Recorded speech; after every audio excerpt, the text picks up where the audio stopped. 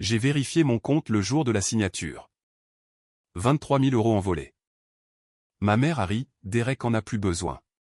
Tu es célibataire. Je n'ai pas pleuré. J'ai juste demandé, savais-tu que c'est une fraude bancaire?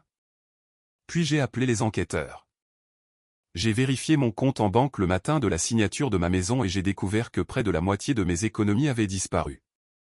Ma mère a ri quand je l'ai appelée, me disant que l'argent aidait déjà la famille de mon frère.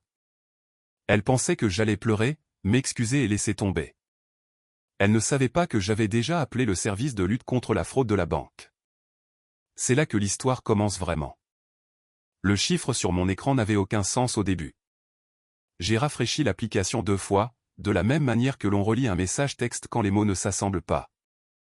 22 411 €. C'était le solde du compte que j'avais alimenté pendant 6 ans comme un jardin, le regardant passer de rien à quelque chose de réel, de solide et de mien.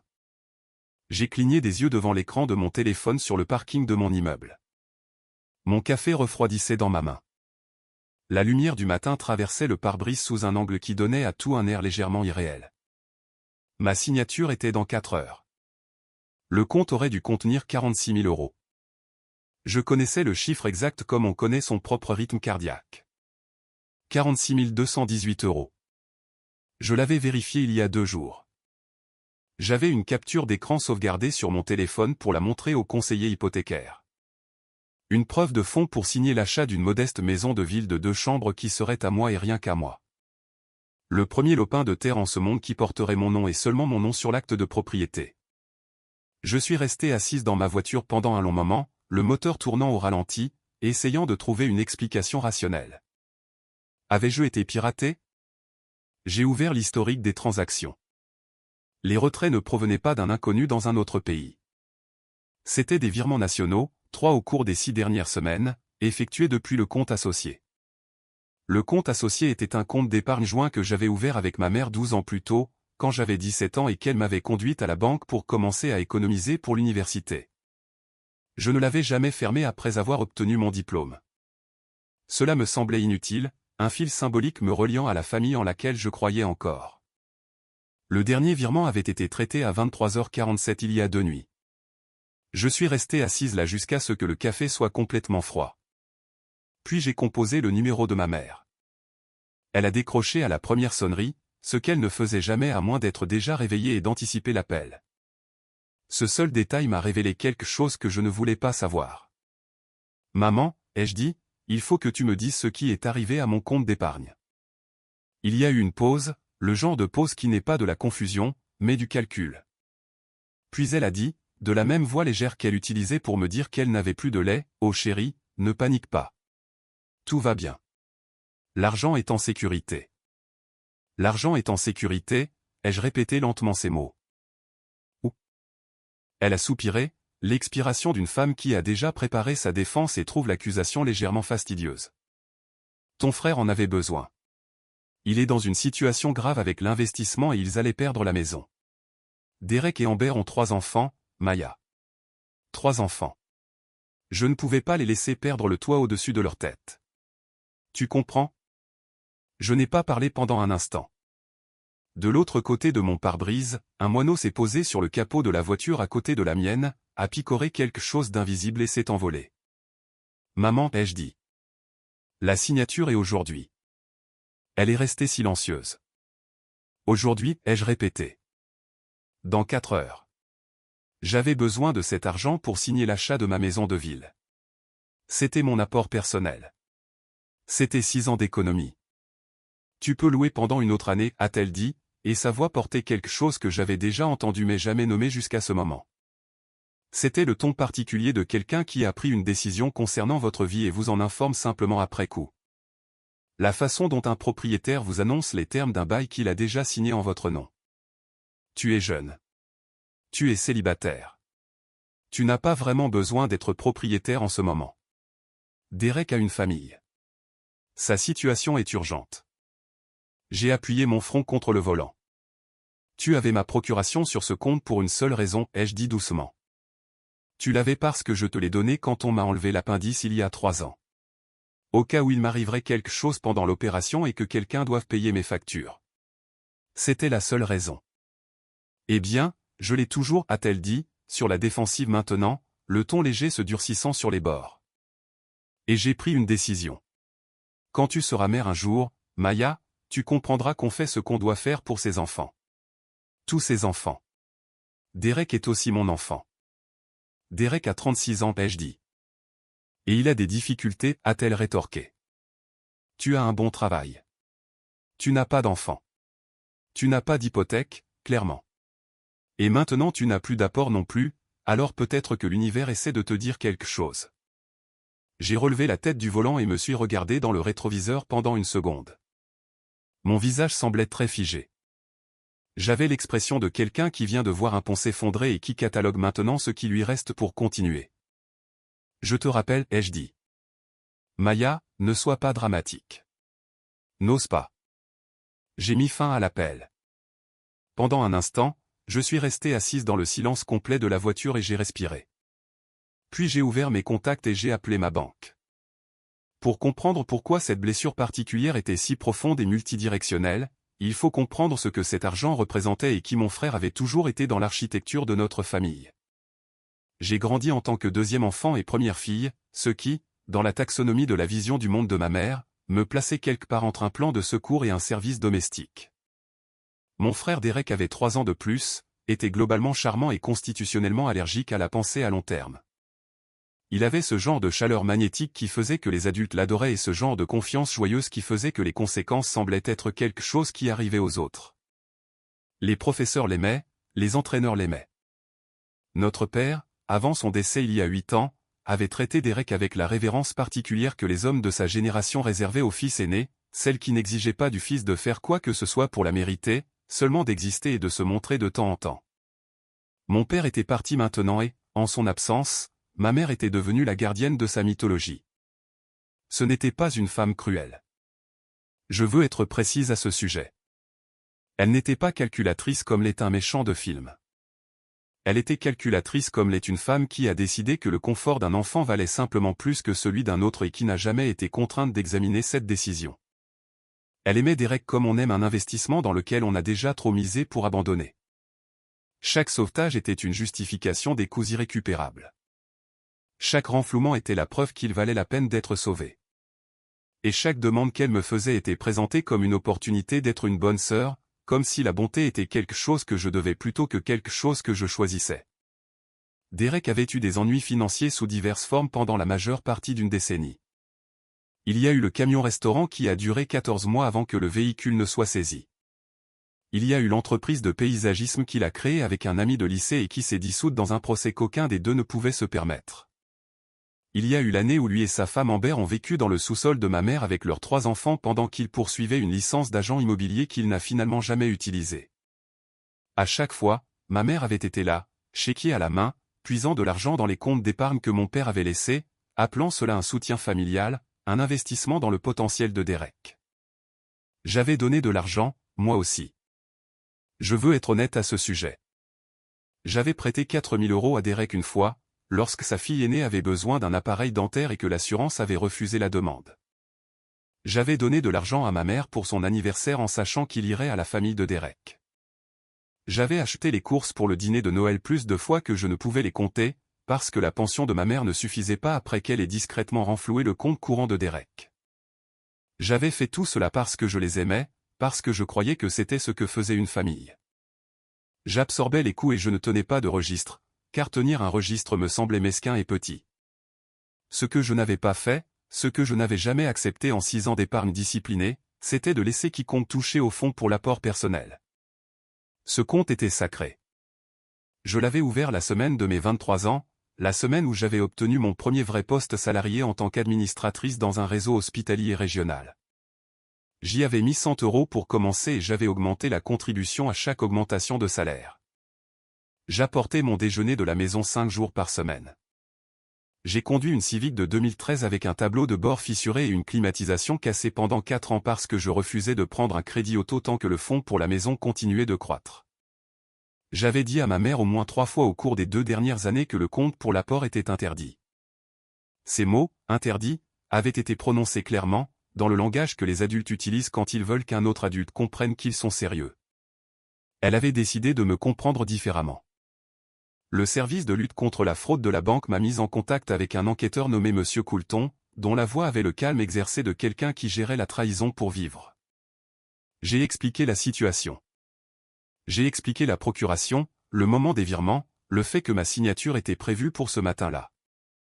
Il était silencieux, de la manière méthodique de quelqu'un qui prend des notes avec soin. La procuration que vous avez accordée, a-t-il dit, spécifie-t-elle son champ d'application et son objectif? Je l'avais rédigé moi-même à partir d'un modèle juridique. J'ai affiché le document sur mon téléphone pendant qu'il attendait. Debout maintenant sur le parking, ma tasse de café abandonnée sur le capot de ma voiture. Je lui ai lu la clause pertinente. Elle concernait la gestion des paiements de factures existants et la maintenance du compte en cas d'incapacité médicale du mandant. Transférer des fonds à un tiers, a-t-il dit, ne relèverait normalement pas du champ de la maintenance du compte. Non, ai-je dit, en effet.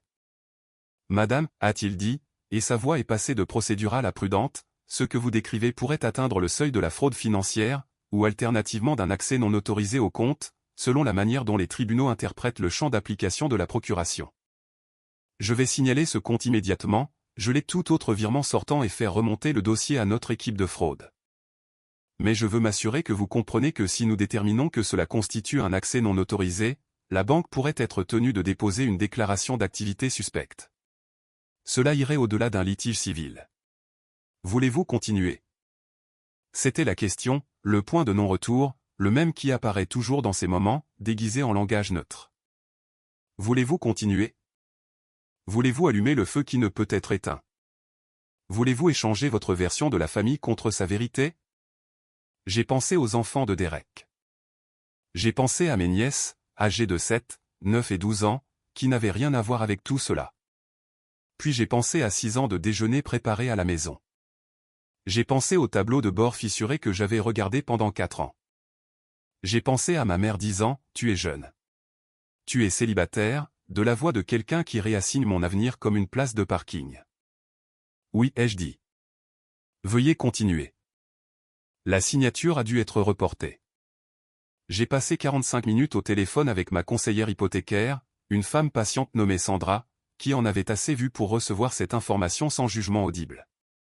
Elle m'a accordé une prolongation de 2 semaines, à condition que la preuve de la restitution des fonds soit fournie. Je l'ai remerciée 3 fois, puis je me suis assise sur le trottoir devant mon immeuble parce que mes jambes avaient cessé de coopérer. Mon téléphone vibrait sans cesse. Ma mère avait apparemment appelé Derek, car son nom est apparu sur mon écran 11 fois entre 10 heures du matin et midi. Je n'ai pas répondu.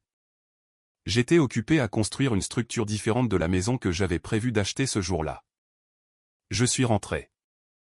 Je me suis assise à ma table de cuisine avec mon ordinateur portable, un bloc-notes et le genre d'énergie froide et concentrée qui ne vient que lorsque le chagrin et la rage ont été distillés en un objectif. J'ai commencé par le document de procuration. J'ai lu chaque ligne. J'ai consulté la loi de mon État sur le champ d'application et les limites de la procuration. J'ai lu les sections sur l'exploitation financière et l'utilisation non autorisée d'une relation fiduciaire. J'ai pris des notes dans les marges. Puis j'ai commencé à rechercher l'historique financier de Derek. Pas la version qu'il avait donnée à ma mère, mais la version qui existait dans les archives publiques. La première recherche a pris 30 secondes. Il y avait un jugement civil datant de 14 mois, une agence de recouvrement contre Derek pour un prêt personnel non remboursé de 8 000 € d'une coopérative de crédit. Statut, réglé, c'est-à-dire payé. Mais seulement il y a 6 mois. À peu près au même moment où ma mère avait vendu le camion de mon défunt père, un camion qu'elle m'avait dit, à moi et à mes tantes, qu'elle donnait à une œuvre de charité pour les anciens combattants. Il y avait un deuxième jugement, plus récent. Un entrepreneur avait poursuivi Derek et Amber pour non-paiement d'une rénovation de cuisine et avait gagné 11 000 €. Statut, non payé. Il y avait un troisième élément qui m'a fait voir blanc sur les bords. Un privilège déposé contre la propriété que Derek et Amber louaient, et ne possédaient pas, par le comté pour 6 mois de paiement d'impôts fonciers en souffrance. Le propriétaire avait transmis leur bail. Le privilège avait été déposé il y a 2 mois. Le montant était d'un peu moins de 4 000 €. Il ne perdait pas une maison qu'il possédait. Il ne possédait pas de maison. Ma mère m'avait dit que Derek allait perdre la maison, alors qu'il était locataire. La présentation des faits avait été délibérément fausse. Elle m'avait donné une version des événements conçue pour déclencher la réponse émotionnelle spécifique qui m'empêcherait de poser des questions. La version où des enfants étaient en danger. La version où mon frère était un père sur le point de tout perdre. Pas un homme de 36 ans avec une décennie de chaos financier derrière lui. Et une mère prête à commettre une fraude bancaire pour masquer le dernier épisode. J'ai tout imprimé. Puis j'ai rappelé ma mère. Elle a de nouveau répondu à la première sonnerie. Maya, a-t-elle commencé. Je sais que tu es contrarié. Parle-moi du camion, ai-je dit. Silence. Le camion de papa, ai-je dit. Tu as dit que tu le donnais à la vente de garage des guerriers blessés. Tante Bette t'a aidé à le vider. Elle m'en a parlé à Thanksgiving. Où est passé l'argent? C'était une décision privée concernant un bien à mon oncle, a-t-elle dit. Mais sa voix était différente maintenant, moins légère, plus fine. Le bien que papa a laissé à la famille dans son testament, ai-je dit. Pas à toi spécifiquement. C'est en fait une question de succession si on voulait être technique. Où est passé l'argent? Maya, tu ne vas pas poursuivre ta propre mère pour un camion. Maman, ai-je dit. J'ai trouvé le jugement civil, les 8 000 € de la coopérative de crédit, le privilège de l'entrepreneur, le privilège de l'impôt foncier. J'ai tout trouvé. Depuis combien de temps puises-tu de l'argent de différents endroits pour maintenir Derek à flot? Et pourquoi ne nous as-tu rien dit de ce qui se passait vraiment? Elle est restée silencieuse pendant un long moment. Assez longtemps pour que je puisse entendre la télévision dans son salon, un jeu télévisé avec un animateur joyeux et un public en studio riant de quelque chose de simple. Ton père aurait fait la même chose, a-t-elle finalement dit. Peut-être, ai-je répondu. Mais papa m'aurait demandé d'abord. Elle n'avait pas de réponse à cela. Il faut que tu comprennes quelque chose, ai-je dit, et j'étais très prudente maintenant, comme je l'étais au travail lorsque je devais expliquer une erreur de facturation à un patient sans le faire se sentir stupide ou pris au dépourvu. Je vais faire tout ce qui est nécessaire pour récupérer cet argent et signer l'achat de ma maison. Si cela signifie que l'enquête pour fraude de la banque se poursuit et que le bureau du procureur s'en mêle, c'est ce qui arrivera. Je ne veux pas ça. Je ne veux sincèrement pas te mettre dans cette position. Mais je ne peux pas non plus laisser 23 000 € disparaître parce que tu as décidé que ma vie était moins urgente que celle de Derek. Elle s'est mise à pleurer. Pas les pleurs doux du chagrin, mais les pleurs bruyants et haletants de quelqu'un qui a perdu le contrôle de la situation et déploie l'émotion comme dernier outil disponible. Ne me fais pas ça, a-t-elle dit. Ne fais pas ça à ta famille. Je suis ta mère. J'ai 62 ans. Tu m'humilierais. Tu me ferais faire l'objet d'une enquête pour de l'argent. Pour mon argent, ai-je dit. Oui. Je te le dis tout de suite. Si tu continues, tu es dehors. Tu es hors de cette famille. Je dirai à tout le monde ce que tu as fait. Je dirai à ta tante Bette que tu as fait enquêter sur ta propre mère. Tu n'auras rien. Tu seras seul. J'ai de nouveau pensé au camion. J'ai pensé à tante Bette nettoyant soigneusement la boîte à gants, croyant qu'il allait à un ancien combattant qui avait besoin d'un moyen de transport. J'ai pensé à mon père, qui m'avait appris à vérifier le niveau d'huile d'une voiture, à toujours lire un contrat avant de le signer, et à ne jamais laisser personne me dire que mon travail valait moins que ce qu'il valait. J'ai pensé à ce qu'il penserait de la façon dont son nom était utilisé en ce moment. Je te parlerai quand tu seras plus calme, ai-je dit. Et maman, ne transfère plus rien. Le compte est gelé. Toute tentative d'y accéder davantage sera documentée. J'ai raccroché. Le problème avec les ultimatums familiaux, c'est qu'ils ne fonctionnent que si la personne qui les reçoit n'a pas d'autres ressources que la famille elle-même. La menace de ma mère, tu seras seul, supposait quelle était l'architecture de ma vie, que sans son approbation, je m'effondrerais. Elle ne comprenait pas que j'avais construit une structure parallèle depuis des années, discrètement, sans l'annoncer, de la même manière que j'avais constitué le fonds pour l'apport. J'avais des amis. J'avais une thérapeute que je voyais depuis 2 ans et qui avait noté avec beaucoup de patience que la dynamique financière de ma famille n'était pas normale. J'avais des collègues que je respectais. J'avais une vie qui n'avait pas besoin de la narration de ma mère pour me paraître réelle. Ce que je n'avais pas, c'était mes 23 000 €. L'enquêteur de la banque m'a rappelé à 16 h cet après-midi-là. L'examen préliminaire était terminé. Les virements avaient été effectués à l'aide d'identifiants de banque en ligne, plus précisément l'accès de connexion sauvegardé que ma mère avait reçu des années auparavant pour gérer le compte associé pendant ma convalescence chirurgicale. Des identifiants que je n'avais jamais révoqués parce que je n'y avais pas pensé depuis et parce que j'avais raisonnablement cru qu'une personne qui m'aimait ne les utiliserait pas pour financer la spirale de dette de mon frère. Ils transmettaient le dossier à leur équipe d'intervention en cas de fraude. Ils avaient également, conformément au protocole standard, signalé l'activité à l'unité des crimes financiers au niveau de l'État. Ce n'était plus exclusivement une affaire entre moi et ma banque. C'était devenu une affaire officielle. Derek m'a appelé à 18h. J'ai répondu cette fois. Ellie, a-t-il dit, utilisant un surnom qu'on ne m'avait pas donné depuis mes 8 ans et que j'avais clairement fait savoir que je n'aimais pas. Tu dois arrêter ça. Tu vas tout détruire. Je veux récupérer mon argent, Derek, ai-je dit. C'est le résumé complet de ma position. Je vais te rembourser. Sa voix avait cette qualité particulière qu'elle prenait quand il vendait quelque chose. Chaleureuse et urgente à la fois. J'ai une affaire qui se prépare. La position en crypto-monnaie, elle va se redresser. La baisse est temporaire. Tous ceux qui connaissent le domaine le disent. Tu as utilisé de l'argent d'investissement pour acheter de la crypto-monnaie, ai-je dit d'un ton neutre. L'argent d'investissement de qui? C'était un prêt, a-t-il dit. Maman m'a aidé à le structurer comme un investissement familial parce que je savais que tu dirais non si je demandais directement. Il a dit cela sans honte apparente. Il l'a dit comme il mentionnerait qu'il avait pris la dernière tasse de café et qu'il était désolé, mais qu'il en referait.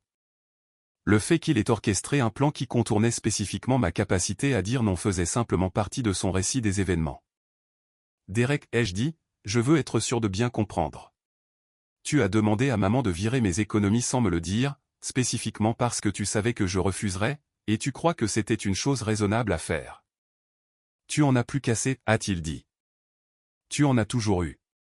Tu as toujours été celle qui s'en sort. J'avais juste besoin d'un pont.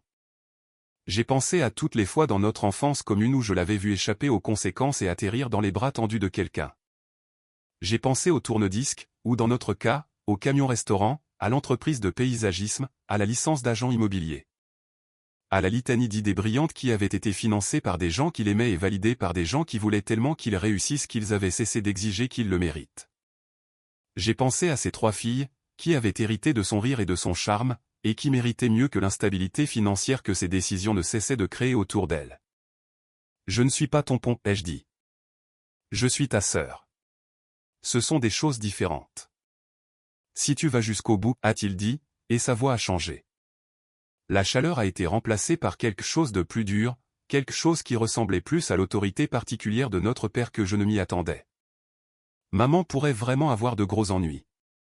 C'est ce que tu veux? Tu veux envoyer maman au tribunal pour une histoire d'argent familial? Je veux récupérer mon argent, ai-je répété.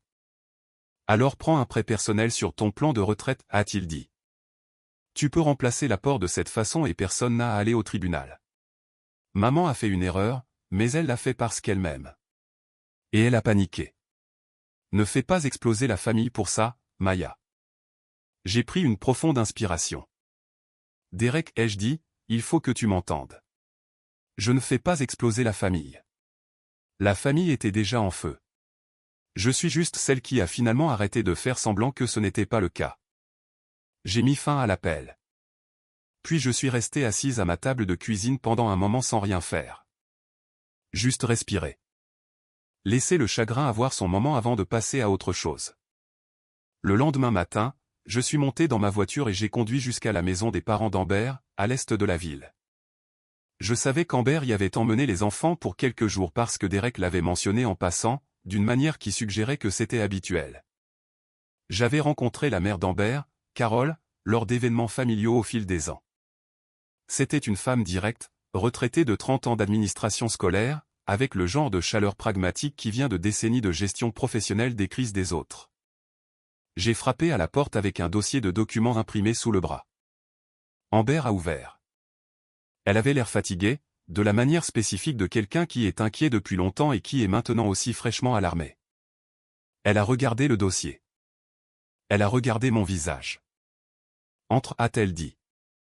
Nous nous sommes assises à la table de la cuisine de Carol. Carol a apporté du café, puis est restée, car je pense qu'elle a immédiatement compris quel genre de conversation cela allait être et a décidé que sa fille avait besoin d'un témoin. J'ai étalé les documents sans préambule. Les relevés bancaires, l'historique des virements, les jugements civils, le privilège de l'entrepreneur, le privilège de l'impôt foncier, la chronologie montrant que de l'argent affluait en direction de Derek de multiples sources, y compris mon compte, y compris les recettes du camion de mon père. Depuis au moins 18 mois. Amber est restée très immobile pendant que je parlais. Elle était le genre de personne qui absorbe l'information avant de répondre, et j'avais toujours respecté cela chez elle. La crypto, a-t-elle dit quand j'ai fini. Il m'a dit que c'était son propre argent. Il a dit qu'il avait économisé séparément. Il n'a pas d'économie séparée, ai-je dit aussi doucement que possible. J'ai sorti le relevé bancaire où je pouvais le voir. Il a utilisé des fonds qui provenaient de mon compte. Sa mère a émis un son qui n'était pas tout à fait des mots. Amber a posé ses mains à plat sur la table. Combien a disparu, a-t-elle dit. 23 000 € de mon compte seul, ai-je dit, plus les recettes du camion, que j'estime à environ 12 000 à 14 000 €, plus tout ce qu'il a pris de votre compte joint, sur lequel je n'ai pas de visibilité. Amber s'est tournée pour regarder sa mère. Quelque chose est passé entre elles. La communication condensée de femmes qui ont déjà été dans la même pièce pour une crise. Il m'a dit le mois dernier que tout allait bien, a dit Amber. Il m'a montré un relevé de compte. Il y avait plus de 20 000 € dessus. As-tu le numéro de compte, a demandé Carole. Elle attrapait déjà son propre téléphone. Je ne suis pas sûr que c'était votre compte, ai-je dit doucement. Amber a fermé les yeux un instant. Quand elle les a rouverts, ils étaient très clairs. Y a-t-il quelque chose que je puisse faire, a-t-elle dit. Pour t'aider à récupérer ton argent. Il pourrait y avoir, ai-je dit. Les enquêteurs voudront établir le schéma des virements et leur but. Si tu es prête à leur parler de la situation financière au sein de votre foyer, cela aiderait à établir que les fonds que ma mère a virés ne faisaient partie d'aucun arrangement familial légitime et convenu. Elle a hoché la tête une fois, le hochement de tête d'une décision prise. Mes enfants méritent la stabilité, a-t-elle dit. Ils méritent un parent qui vit dans la réalité. Je couvre cela depuis longtemps, et j'en ai fini. Carole a tendu la main sur la table et a posé sa main sur celle d'Amber. J'ai regardé ma tasse de café. Puis j'ai pensé à ces 3 filles qui n'avaient rien choisi de tout cela. Je veux être honnête sur ce qui s'est passé ensuite, car la version où la justice arrive, propre et complète, et où tout le monde apprend sa leçon à temps, n'est pas la version qui s'est réellement produite. La vérité est plus désordonnée, plus lente et plus épuisante. Et la vraie victoire, quand elle est arrivée, ressemblait moins à un moment de tribunal et plus à un mardi matin. L'équipe de fraude de la banque a déterminé que les virements sortaient du champ d'application de la procuration et constituaient un accès non autorisé au compte. L'affaire a été renvoyée à l'unité des crimes financiers du procureur de district. Ma mère n'a pas été arrêtée, mais elle a été contactée par un enquêteur, formellement et officiellement, et a dû fournir une déclaration. Mon frère a été contacté séparément concernant les jugements civils et la question de savoir si des fonds de mon compte avaient été utilisés pour régler des dettes personnelles, ce qui est une catégorie distincte de responsabilité potentielle. Ma mère m'a appelé 4 fois la semaine où l'enquêteur l'a contacté. J'ai laissé les appels aller sur la messagerie vocale et les ai écoutés plus tard, seul, dans le calme de mon appartement. Les 2 premiers étaient des variations de colère sur « Comment as-tu pu ? Tu me détruis. Qu'est-ce que ton père penserait ?» Le 3e était plus doux, quelque chose de plus proche d'un véritable chagrin. Sa voix petite et confuse, comme celle de quelqu'un qui a fonctionné à l'intérieur d'un système logique qui a soudainement cessé d'avoir un sens. Le 4e était court, à peine 90 secondes, et c'était elle qui disait « Je crois que j'ai fait une erreur. Je crois que je la fais depuis longtemps. Je ne sais pas comment réparer ça. » J'ai gardé celui-là. L'argent est revenu en 3 virements distincts sur 6 semaines, facilité par le processus de résolution des fraudes de la banque et une lettre de mise en demeure civile envoyée par mon avocat. Derek a liquidé la position en crypto-monnaie à perte et a contribué ce qu'il pouvait, ce qui n'était pas tout, mais c'était quelque chose. Ma mère a emprunté sur sa police d'assurance vie pour couvrir le reste. Une décision qui me peinait de savoir et qu'elle a prise sans qu'on le lui demande. J'ai reprogrammé la signature pour cette semaine après la date initiale. Sandra, ma conseillère hypothécaire, avait gardé mon dossier.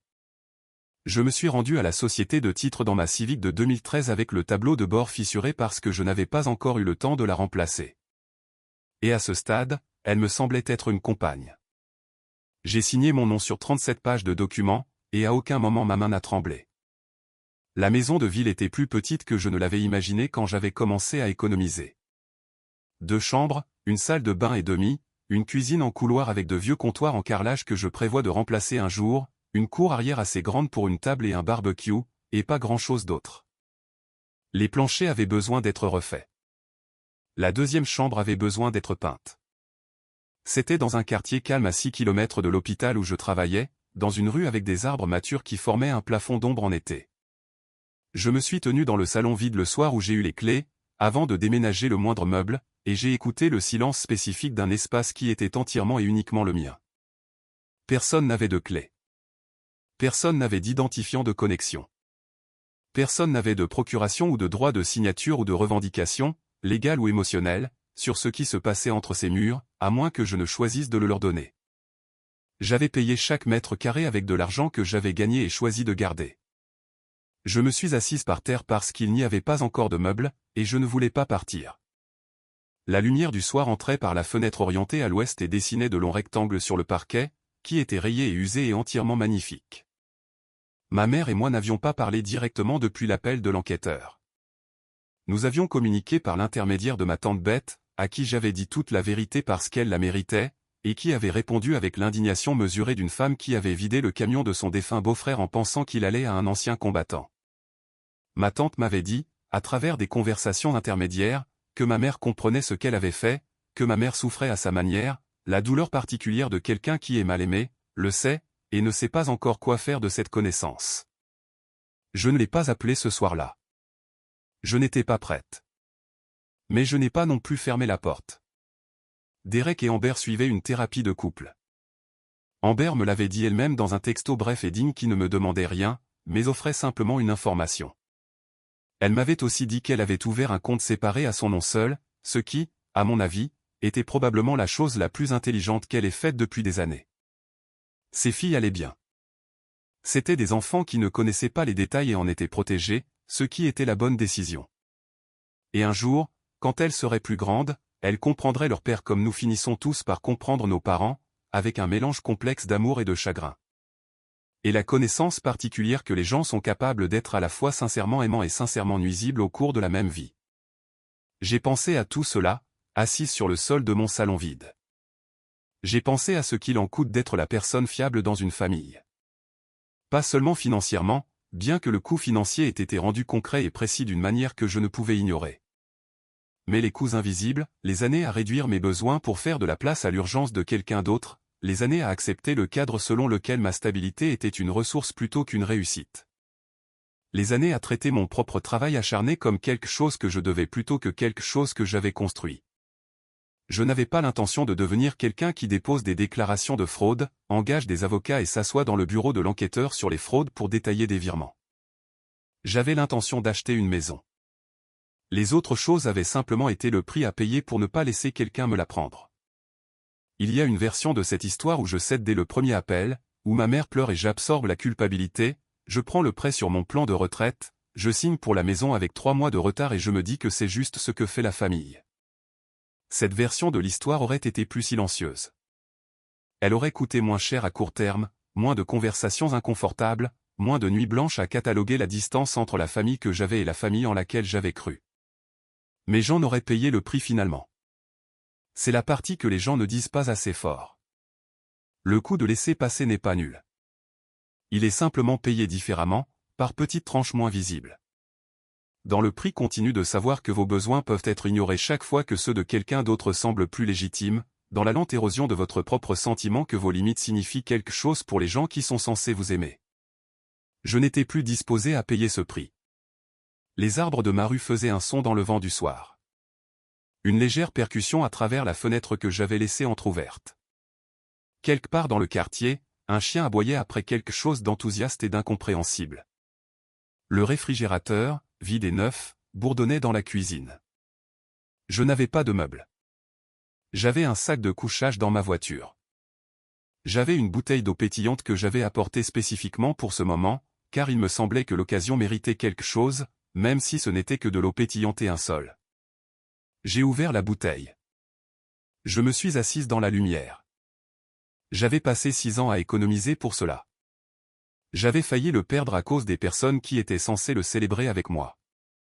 Je m'étais battu pour cela de la manière dont on doit se battre lorsque l'opposition est le chagrin lui-même. Le chagrin de reconnaître que l'amour et le mal ne sont pas mutuellement exclusifs. Qu'une personne peut vous faire quelque chose de sincèrement mal et aussi vous aimer sincèrement, et qu'aucune de ces vérités n'annule l'autre. La maison était à moi. Chaque planche de parquet rayée, chaque vieux carreau, chaque mètre carré de calme. J'avais fait cela. Personne ne me l'avait donné, et personne, avais-je finalement appris, n'allait me le prendre.